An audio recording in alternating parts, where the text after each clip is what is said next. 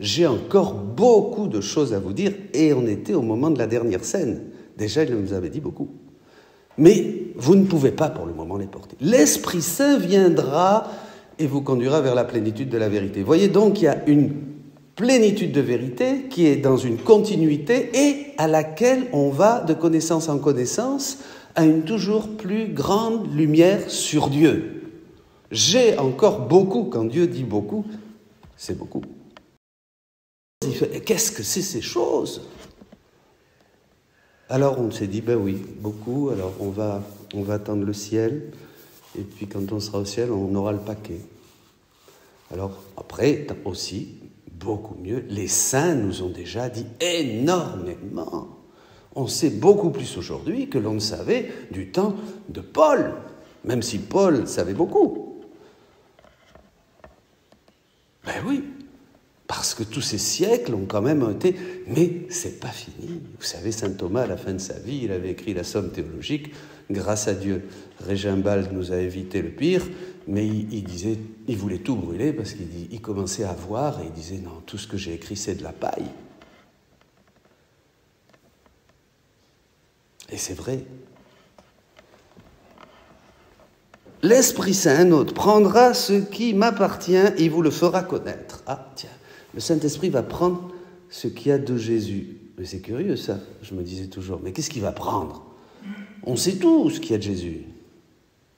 On l'a médité, les saints nous en ont parlé, on a vu, on a contemplé sa vie, ses œuvres, tous ses mystères, tout ça. Alors qu'est-ce qu'il va prendre encore plus? Mais quoi? Une déconnaissance?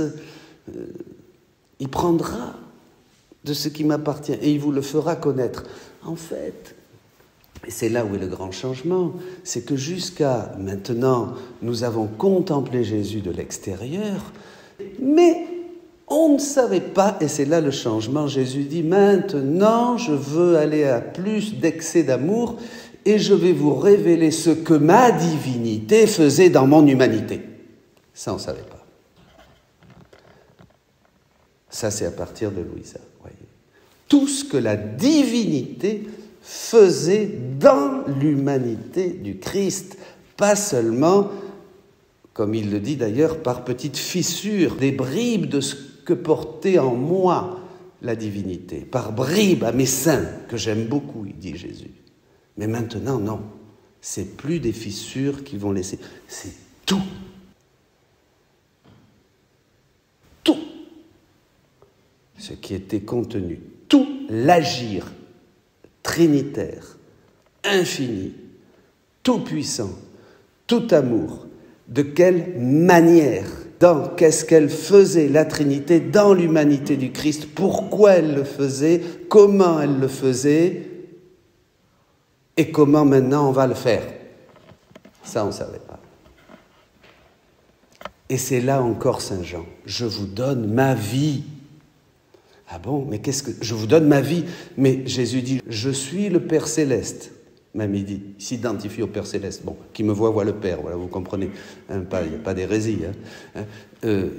3 personnes, pas de confusion de personnes. Bon. Mais je vous donne ma vie. Qu'est-ce que ça veut dire? Il nous donne sa vie, mais ce n'est pas seulement une énergie qui sort du cœur de Jésus comme ça et qui me met une espèce de coup d'électricité pour me remonter un petit peu quand je vais... Non, il me donne sa vie, toute sa vie, tous ses mystères, dit le catéchisme, tous ses états, toutes les choses qu'il a vécues dans le temps historiquement et qui sont... Il me dit que c'est complètement actif, que la passion, il me dit... Ma passion est complètement active. Tu peux puiser, prendre tous les mystères de ma passion quand tu veux, les faire tiens et en recevoir l'effet. Et chaque fois que tu fais ça, que tu embrasses ma passion, que tu la prends, que tu la fais tienne, non seulement tu en reçois les effets, dit-il, mais je diffuse avec la même puissance les effets de ma passion comme il y a 2000 ans. Alors ça, je ne savais pas.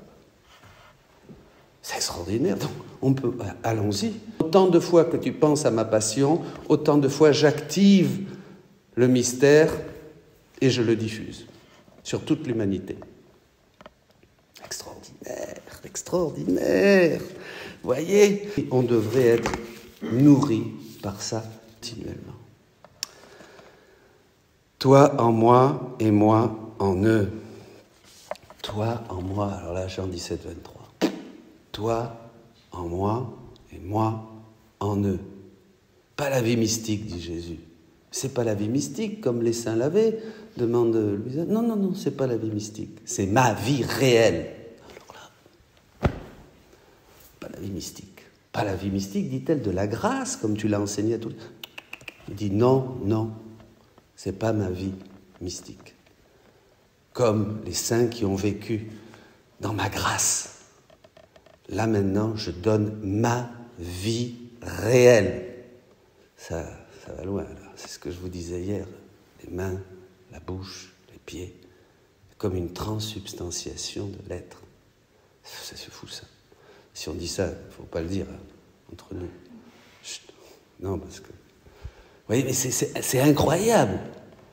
Jusqu'où va? Il faut du temps pour digérer des choses comme ça. Pourtant, il faut croire que c'est Jésus qui parle, qui continue de dire ces choses qu'il n'avait pas dites, parce que ce n'était pas le moment, parce qu'on ne pouvait pas les porter à l'époque, les apôtres, et maintenant un peu plus peut-être, mais qu'il va continuer à nous dire pour nous raconter la folie de l'amour de Dieu, la folie, voyez quel grand amour dont Dieu nous aime, ça c'est Saint Jean encore, ces choses que l'œil n'a pas vues, que l'oreille n'a pas entendues, et quand c'est temps, Dieu veut révéler pour nous sauver et nous faire aller là où il veut, dans son cœur d'amour, avec Jean, avec Marie.